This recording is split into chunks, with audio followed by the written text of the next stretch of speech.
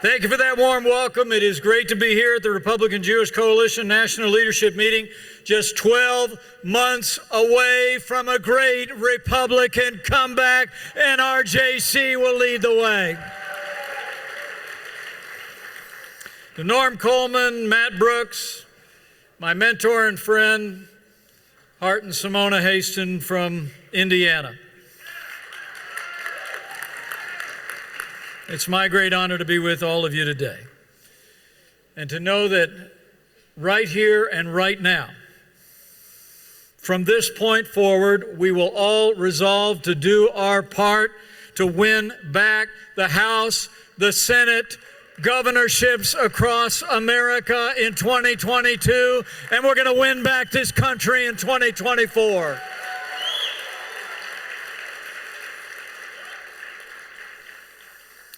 But as we gather tonight, I know all of your hearts are where mine are. And that is one empty chair this evening. And so allow me to pay tribute to a man without whose leadership we would not be here. Sheldon Adelson was so much more than just an extraordinary businessman and philanthropist. Sheldon Adelson was a warrior, a patriot, a proud U.S. Army veteran, and a zealous and unapologetic defender of Zion, Jerusalem, and the United States of America.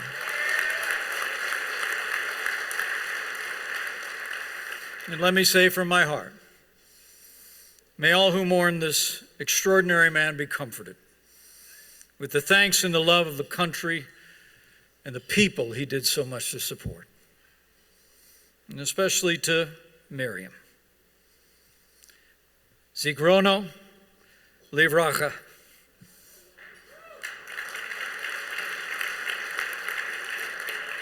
May his memory be a constant source of blessing to you, your children, and your grandchildren. America will never forget or fail to honor the extraordinary leadership of Sheldon Adelson.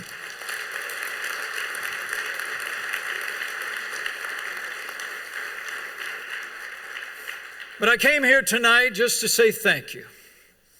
Thank you for the privilege of serving in the most pro-America, pro-Israel administration in American history.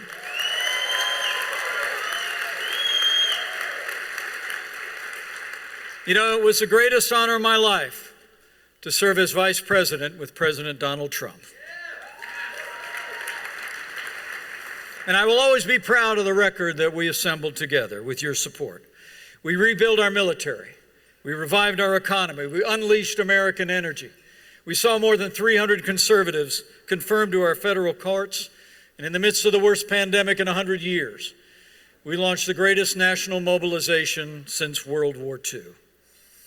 And under the Trump-Pence administration, if the world knew nothing else, the world knew this: America stands with Israel.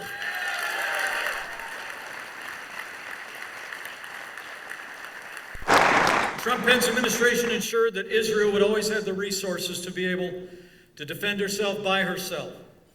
And I'm proud to report that under our administration, American support for Israel's security was greater than ever before. And I know you've heard from this podium already at this conference, but it bears reciting. With your support, our administration was able to take historic steps to strengthen the ties between the American people and the Jewish state of Israel. We acknowledged Israel's sovereignty over the Golan Heights. We declared that Israeli settlements in the West Bank were not inconsistent with international law. We pulled the United States out of the UN Human Rights Council for its blatant anti-Israel bias, and we shut down the PLO office in Washington, D.C. We signed the strongest executive order ever written to fight anti-Semitism, and maybe most important of all, we withdrew from the Iran nuclear deal.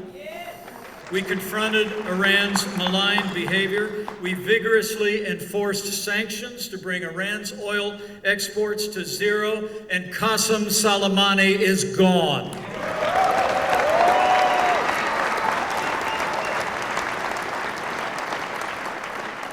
The day we left office, the Iranian regime was weaker and more isolated than ever before.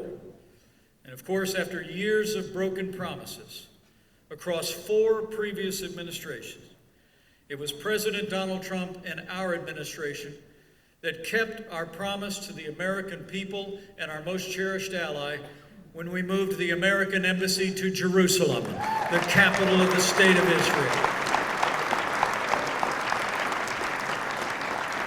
But every step of the way, Democrats and self-proclaimed experts derided our approach. Remember? They issued dire warnings about what would come if we stood so steadfastly with Israel. But as usual, they were wrong. And a little more than a year ago, we proved just how wrong they were when leaders from Israel, Bahrain, the UAE, and the United States signed the Abraham Accords. It was a season of extraordinary progress, and members of the Republican Jewish Coalition, I hope you take great pride in all that we were able to do for the American people and to strengthen our ties with our most cherished ally.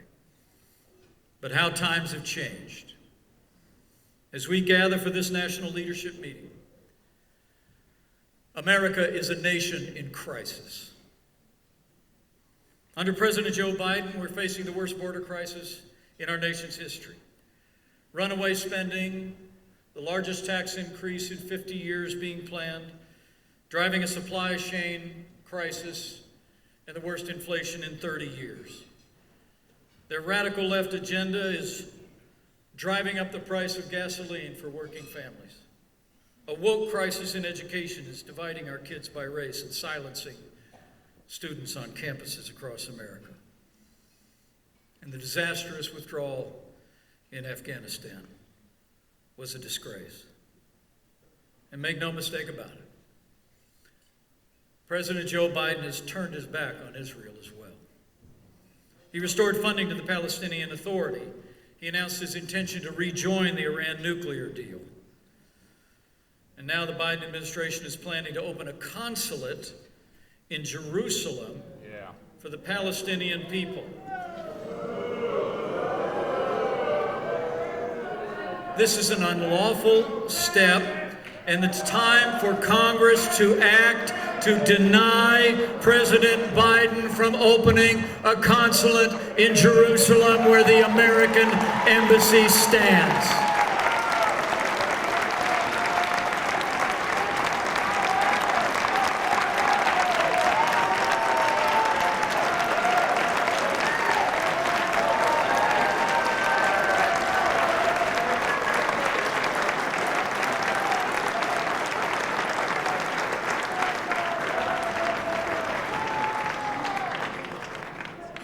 You all know that a careful study of history proves that weakness arouses evil.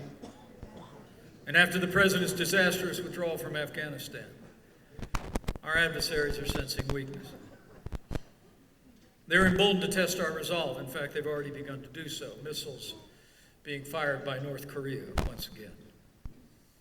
And of course, the Iranian regime launching a drone strike on a U.S. base in Syria.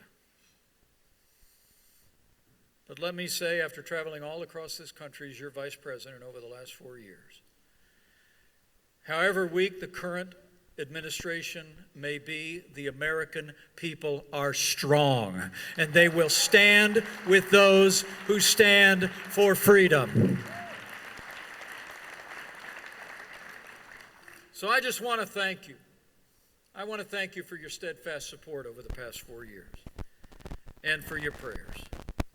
And I want to thank you for all you've done to strengthen the U.S.-Israel alliance. We stand with Israel today at a critical moment in the life of our relationship. And we stand with Israel for the same reason the American people have always stood with Israel. We stand with Israel because her cause is our cause.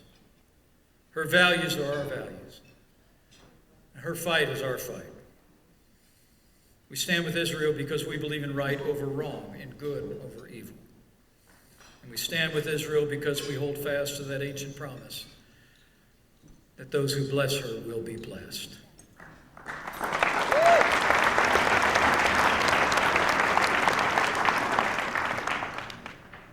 As the great Winston Churchill said in a speech before the Congress in the midst of World War II, he said, quote, "He must indeed have a blind soul who cannot see that some great purpose is being worked out here below, of which we have the privilege to be faithful servants." So it can be said of this nation, and even more so of Israel, there is a great and invisible hand at work in history. I mean, think about it. How probable is it that a man named Abraham would leave the Ur of the Chaldeans and travel north? He ruled no empire, he commanded no army, performed no miracles. But how probable is it that he should become the most influential man in the history of the human race? How probable is it that his descendants would outlive and outshine the world's greatest empires, and to this day remain strong and proud and free? How likely is it that after 2,000 years of exile, after millennia of being scattered to the four corners of the earth, after centuries of relentless persecution and hardship, and just 4 years after walking through the valley of the shadow of death, that the Jewish people should return to their ancestral homeland to create a new, free, proud, and prosperous state of Israel? But so it was promised so long ago. In the words of Jeremiah, the Lord says, "I will come to you and fulfill my good promise to bring you back to this place. For I know the plans I have for you, plans to prosper you and not to harm you, plans to give you a hope and a future." So my fellow Americans, thank you for coming here tonight. Thank you for claiming a hope and a future for our nation and our most cherished ally. Let us continue to draw inspiration from the story of Israel, and in a word, even in these challenging times, let's keep the faith. Let's keep faith with the ideals of our founders enshrined in the Declaration and the Constitution. Let's keep faith with 74 million Americans who know in their heart that the sun has not set on this land of the free.